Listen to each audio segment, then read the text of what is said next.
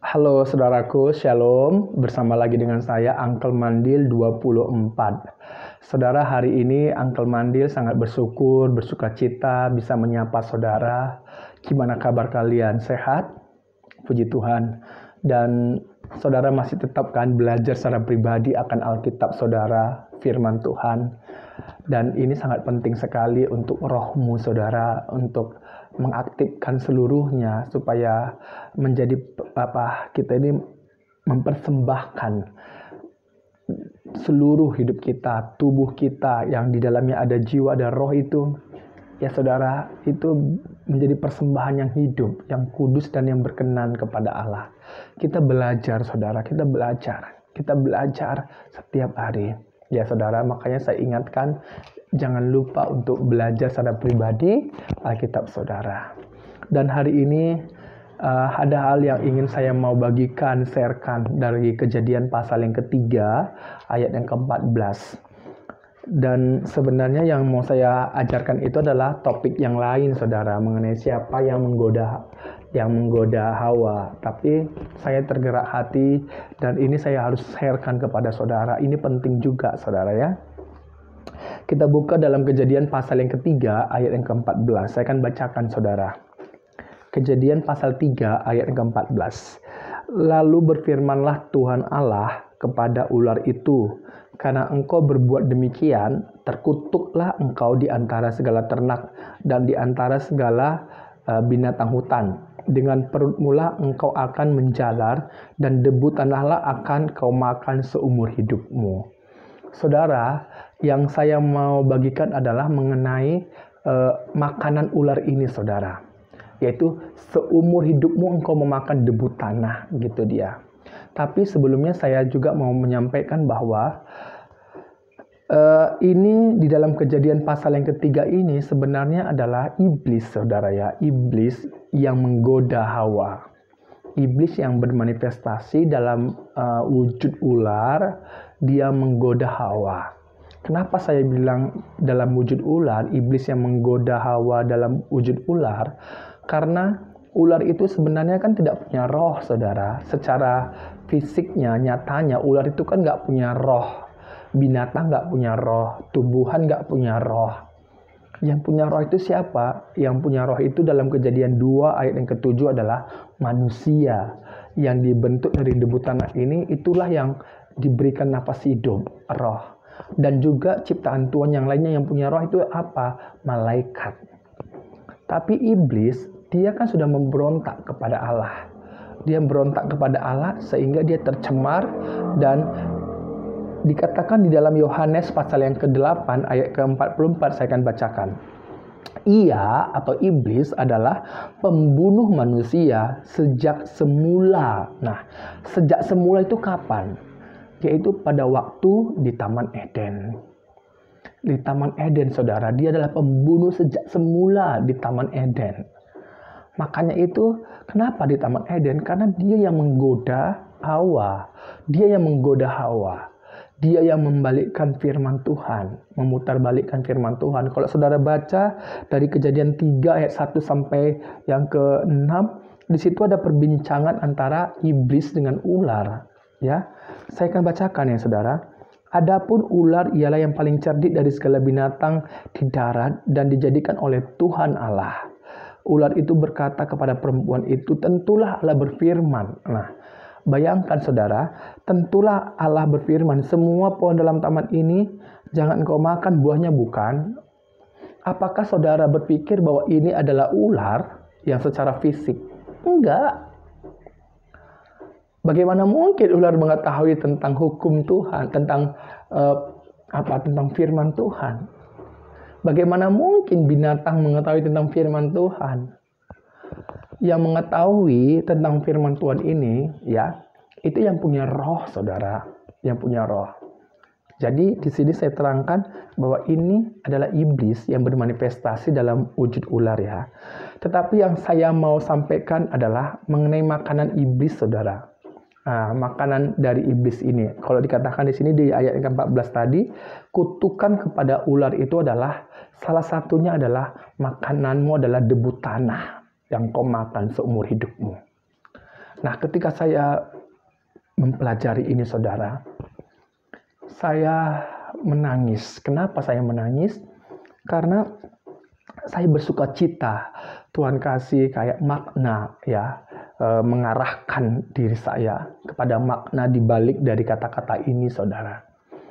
Kalau kita lihat dalam Kejadian pasal kedua, ayat yang ke-7, manusia itu dibentuk dari apa, saudara? Dari debu tanah. Ya, fisik manusia ini dibentuk dari debu tanah.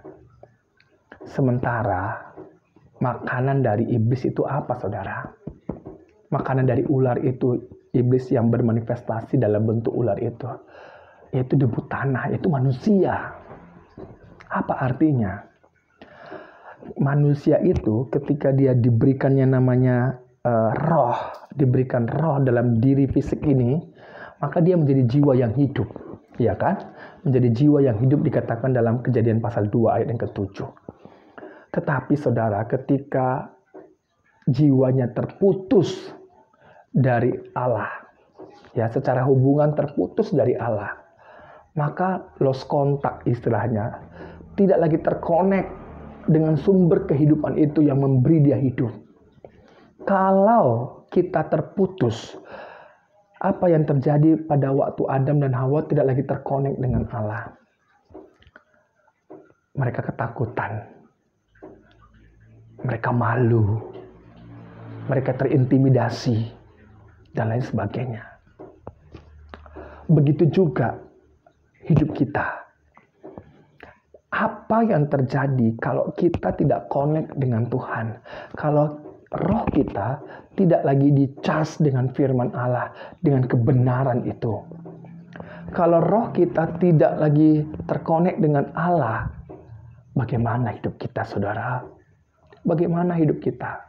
Itu sebabnya Allah menyatakan kasih-Nya. Dia datang ke dalam dunia ini. Ya, dia datang ke dalam dunia ini. Dalam Yohanes 1 ayat 1 sampai 14, saudara bisa baca. Dia telah ada, artinya saudara, Allah menyatakan dirinya menjadi daging, ya, berinkarnasi menjadi daging manusia. Supaya apa, saudara? Supaya dia membawa kita kembali, menyelamatkan hidup kita. Karena dia mau menyelamatkan hidup kita, makanya dia rela datang. Pencipta menyatakan dirinya menjadi manusia, karena yang diselamatkan adalah saya dan saudara. Saya menyadari ini adalah anugerah yang luar biasa. Dan saya bersyukur kepada Tuhan Yesus Kristus, yang olehnya saya boleh punya iman. Ya, itu semua karena kasih kemurahan Tuhan, karunia Tuhan, luar biasa. Saya membayangkan jikalau saya tidak terkonek roh saya dengan Yesus Kristus, dengan firman-Nya, dengan anugerah Allah yang Dia nyatakan, bagaimana kehidupan saya, saudara? Kehidupan saya akan menjadi santapan dari iblis. Seumur hidupnya iblis itu kan selama-lamanya, saudara. Dia akan berkata dusta karena dia adalah sumbernya, saudara. Selama kita menantikan kedatangan Kristus, maka iblis itu gencar-gencarnya akan menyebarkan dusta, membalikkan firman Tuhan. Dia akan memakai siapapun, seperti dia memakai ular, seperti dia bermanifestasi dalam bentuk ular. Dia akan memakai siapapun, saudara. Ular itu binatang yang paling cerdik dalam Kejadian 3 ayat 1. Ular binatang yang paling cerdik dari segala binatang di darat. Itu unggulnya ular itu. Dan hati-hati. Hati-hati orang yang sombong, orang yang tinggi hati di hadapan Tuhan. Ya, hati-hati. Orang yang merasa pintar, orang yang merasa hebat, orang yang merasa gagah, orang yang pokoknya yang merasa dirinya paling top deh. Hati-hati, karena itu bisa dipakai oleh iblis. Sama seperti ular tadi, bisa dipakai oleh iblis.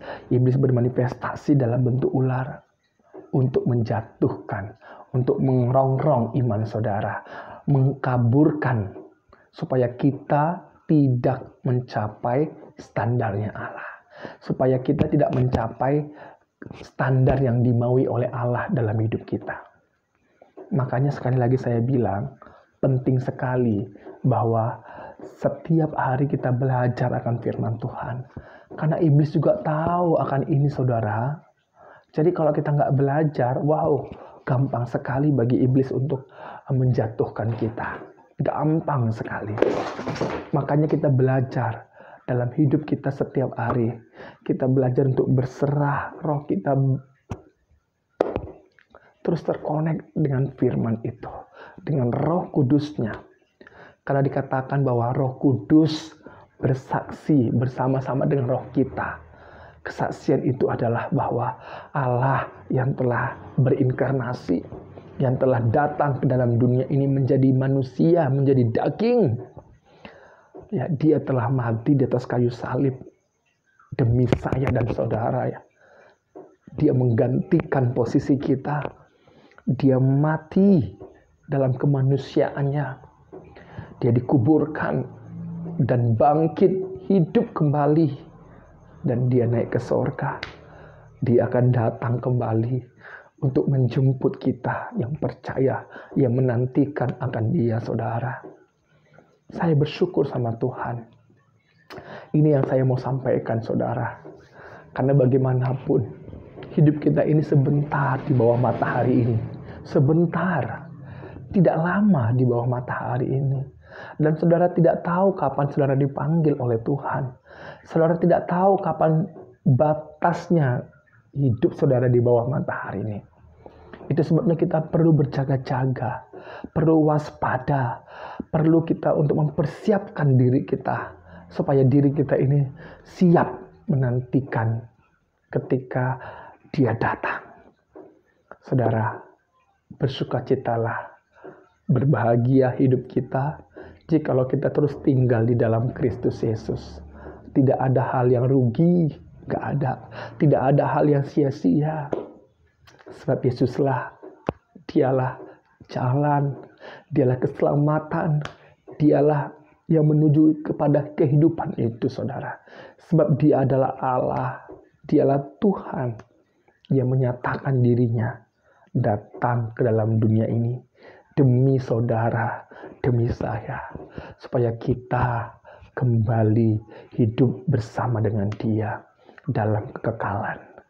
Puji Tuhan saudara, puji Tuhan. Bersukacitalah di dalam Tuhan, bersukacitalah dalam Tuhan. Ini yang mau saya sampaikan ya saudara. Biarlah video ini menjadi berkat bagi saya dan saudara. Dan sekali lagi saya ingatkan bahwa jangan pernah berhenti untuk belajar kehendak Tuhan, yaitu melalui Alkitab. Karena Alkitab itu adalah firman Allah. Allah yang mengilhamkan kepada para penulis. Kalaupun ada orang yang mempertentangkan itu, kalaupun ada orang yang memperdebatkan itu, kalaupun ada orang yang meragukan itu, sekali lagi, biarlah kita mendoakan, biarlah kita tidak membalas, kita dengan berserah, bersandar, berharap kepada Dia. Saudara, kita nggak bisa mengubah orang lain.